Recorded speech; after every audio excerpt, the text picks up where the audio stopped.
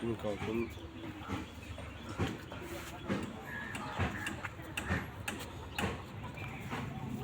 আলাইকুম ভাই। আসসালাম ভাই, কি অবস্থা? ভালো আছেন ভাই? এই তো ভাই আছি। ভাই কি অবস্থা আপনার পুকুরের? আছি আলহামদুলিল্লাহ, ভালো আছি।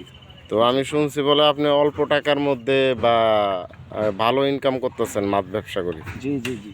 তো আপনার মানে বলবেন আপনার লাইফে বা কি সমস্যা হয়েছিল বা আপনি লেখাপড়া কতটুকু করছেন? লেখাপড়া কম বেশ করতেছি, এর পাশাপাশি মনে করেন কি তাই এই পুকুরে মাছ ছেড়ে ব্যবসা করতেছি, মাছের ব্যবসা করি আর কি।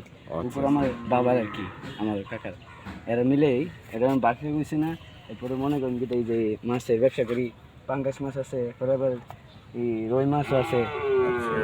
এই যে পাঙ্গাস মাছ মনে করেন কি তা 5 কেজি 4 কেজি মতন ওজন নিয়ে বাজার নিয়ে বিক্রি করি। লাভ কিরকম হয়? লাভ আছে, মাছের ভালো লাভ লাভ হয়? আছে জি।